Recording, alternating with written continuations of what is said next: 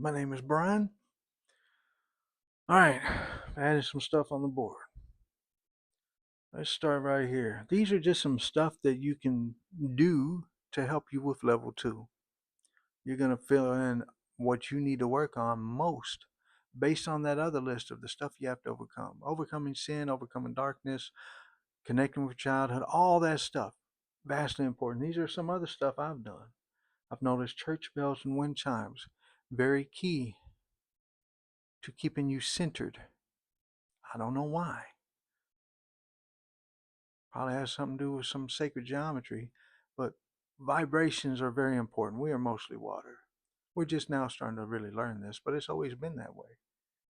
Church bells and wind chimes help with that. Wind chimes, a lesser amount. Study quantum mechanics. You ain't even got to understand it. Grab yourself a quantum mechanics book and just look through it. Read it. Try to comprehend just enough so that whenever you do have your enlightenment, there's something for it to have purchase to, because understanding the quantum scaffolding is how you understand matter manipulation. Visualize everything. I can't stress this enough how many times people tell me something nonsensical, usually regarding a game or something like that, and I make my mind try to make it, how would that work? How would that work? How could it work? Not I don't try to determine if something is possible or impossible. I determine how do you make it possible? What physics would need to change to make that possible? What new rules would need to be invented to make that possible?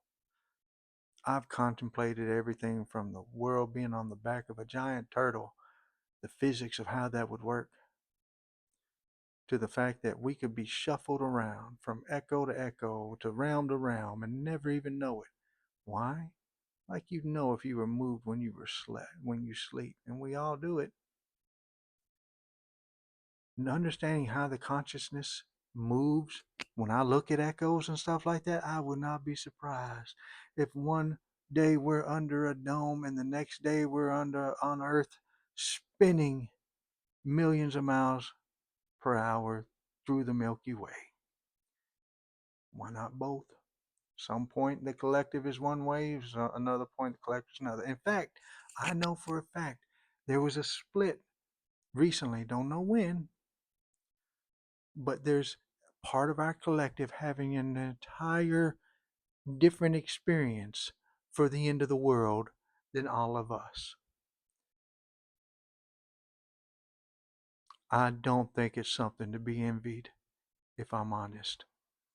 I have no idea why it happened, why the split happened.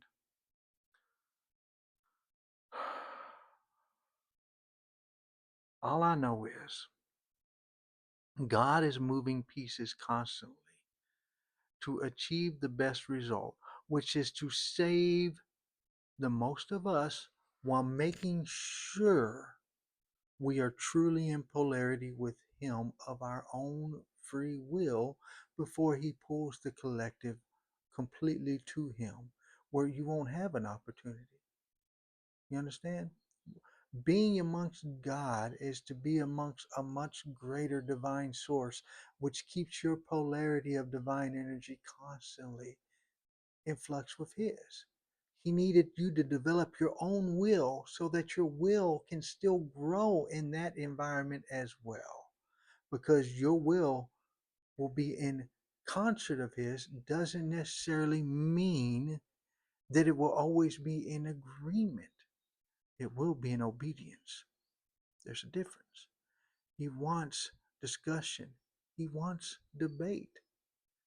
When God finally does give command, it's a rare event.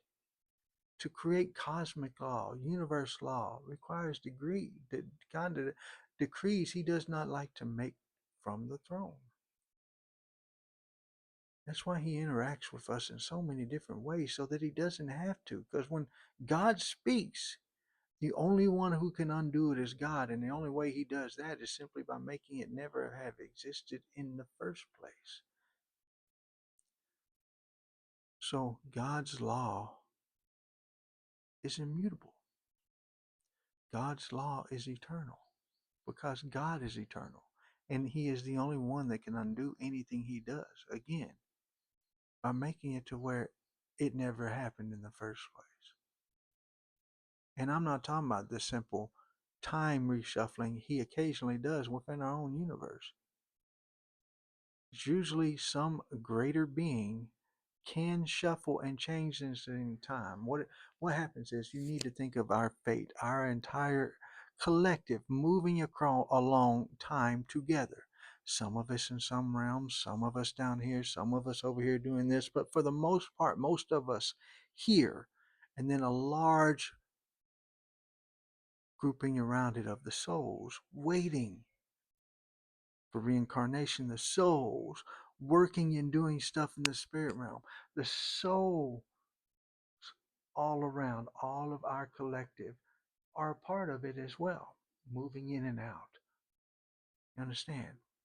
So we're all moving. Now, occasionally, something happens along this whole thing of possible futures that becomes more of a reality for the where we're going. But in order to really snap it in, something in the past is out of sync with that future. So what God does, he sends a divine being back, makes a change, and we are all the ones in the three-dimensional are none the wiser because it was only that three-dimensional that was changed. However, if you're already thinking and existing in a fourth dimensional, you see the change that happened. You may not have known of it, you know a change happened. And I know a change happened in 2012. I know a change happened also because I have one extremely strong data point, which is it went from Raising Cane's steak fingers to Raising Cane's chicken fingers. What is it about beef? I don't know that would all of a sudden make God change. What else? That was probably just a peripheral change, but it was one that, again, because I was already so invested in the knowledge and I was already on the path of enlightenment, firmly on the path. I was paused because I was working on my cleansing and more Bible study, but I was on the path. And because of that, I saw the change happen. It happened over 3 days it took for this change to happen. And then afterwards, no more Raising Cane's steak fingers. It has bugged the crap out of me ever since. Whatever.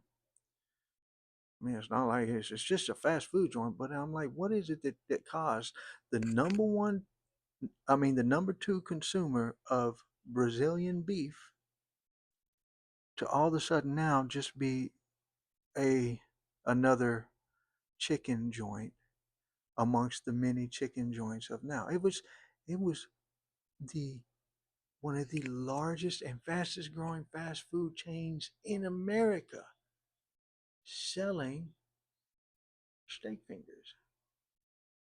Now, chicken fingers. And I've seen some rabbit holes that really make me really question the validity of our beef and what those steak fingers possibly theoretically could be weird. I don't know. I'm just saying. I know for a fact 2012 major shift happened, and that's my data point. That happened, and then the 3 days of everything looking all astrally. I don't know how else to explain it other than when you have gasoline sitting on a puddle of water, if you get that rainbowy look. Now apply that to gas, oxygen, nitrogen, everything in there. That same rainbowy look. That's how things look in the astral, because you're seeing things happening and affecting that is coming from the fourth dimension, but not quite.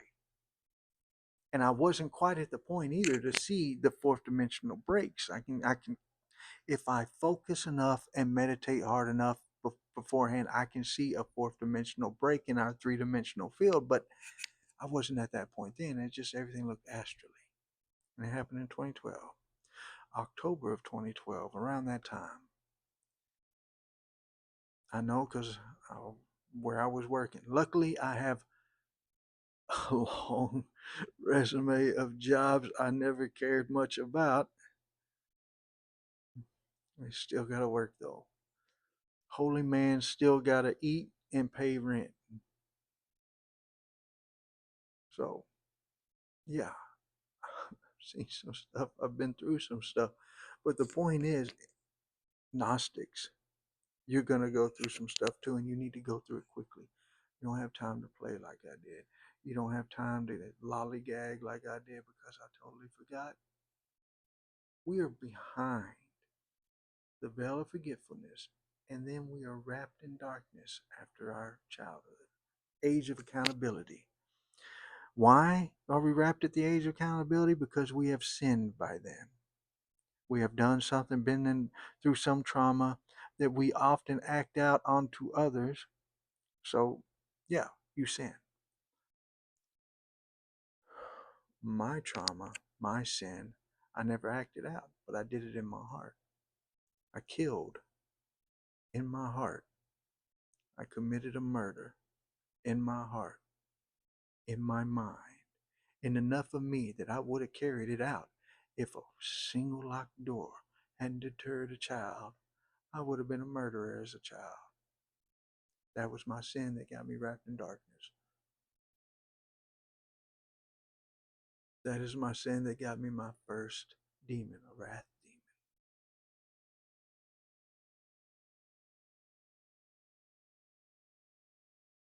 You have to remember your childhood, the wrongs done to you and the wrongs you've done to others.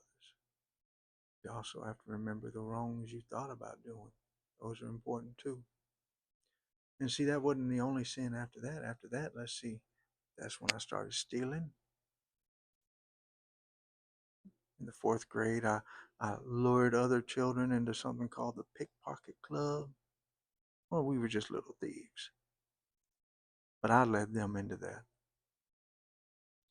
That's been my thing is whenever I'm in sin, I lead other men into sin. I don't lead them into nothing righteous. I don't lead them into nothing glorious for God. I lead men astray. So I choose not to lead men. Heck, it's hard enough trying to lead women, daughters. They can be so cute and adorable, so when they back talk, it's fine. Little boys, though, you have to teach little boys the world of violence. And I'm sorry, I am not that contained enough to having a little boy back talk me enough to where I'm going to pop him in the mouth. You pull your punches.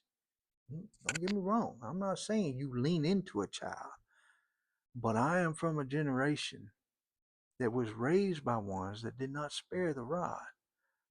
And because my generation was raised in such a way, we spared the rod way too much on the ones we raised. But no, now I'm at that grandpa stage. I'll give you a little pop in the face. And then you cry, I'll give you another one. Not enough to bruise, not enough to bust a lip. You don't do that to a child. Just enough to snap their attention. Children have to learn these things at a small age when they're delicate, that the world will hurt them. And it's better they learn that from loving parents or grandparents than they learn it from people who are cold, calculated, and would be happy to teach them lessons you would never want them to learn. That's what you get when you delegate that. So yes, you must discipline your children. You must teach them fire is hot, not by sticking their hand in it, but if they start to stick their hand in it, you be prepared to snap them back, but a little bit of third-degree burn will lead you to a lifelong of understanding fire ain't to be messed with.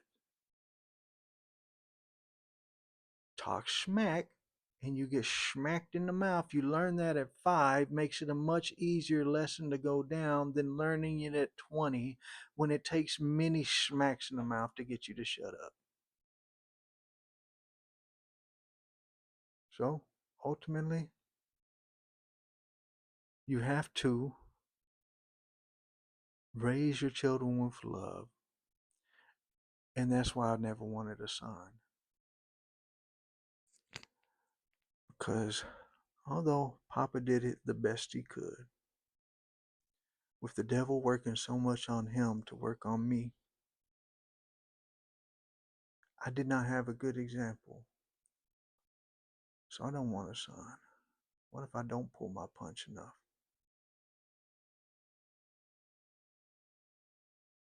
What if I teach a child violence and it wasn't enough? And he gets hurt thinking he had confidence. It's the thing. I think I would be a poor teacher of these things. At least with a daughter, I can tell her, walk with a smile in your heart and a shank in your sock. I can show her all the soft places to hurt a man because she'll need that. But that's much easier for me because I don't have to, what's the, I don't have to take it upon myself to make sure they know how to down a man 20 different ways.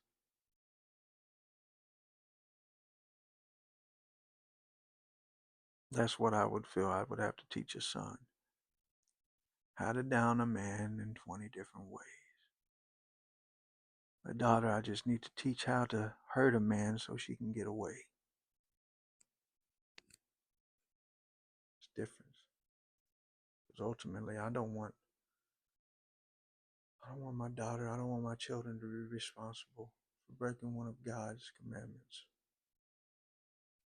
That's one of the hard things too. You got to teach your children all of that stuff. How do you teach them that in a secular world?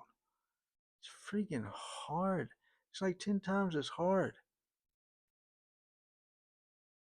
I can't do that. I'm not built that way. I'm not a patient teacher. You have to be, though, with your children. So you see, a lot of things that the devil did, God used to keep me on a holy man path. Even the wild ideas I thought would be awesome, like having a harem, childish ideas, not understanding the full consequences. That's a fun one to touch on. Let's talk on that. God did try to restore polygamy. Why? Because you were being outpaced. If the Muslim world, which is the fallen religion, it's the religion of Abaddon, not Allah. Allah is Abaddon. They ain't worshiping the Abraham God that we do. The God of Abraham is not Abaddon. And everything in the Quran it's a book that is designed to push them towards carnage, which is Abaddon is the Lord of carnage.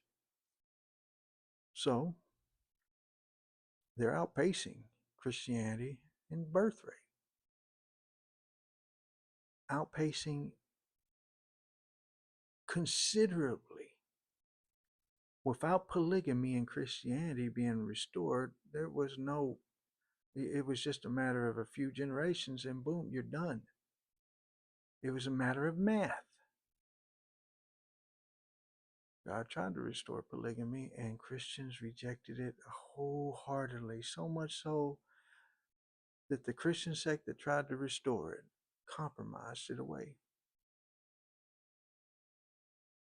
for acceptance. It wasn't about engaging lust or trying to go back to the biblical times or all of that. No, it was about what was coming, a flood of the Lord of carnage. We don't have the numbers.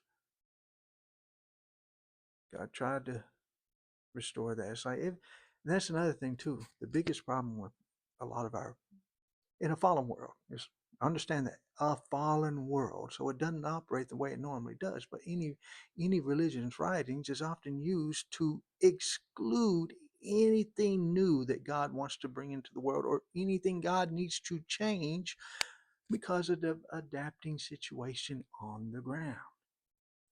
Makes it almost impossible because the devil demands you to take that as it's God's spoken law. which is immutable, and it's not. When God inspires through human hands, it is not immutable. It is changeable because it came through human hands. The thing is, God ain't going to change anything without necessity.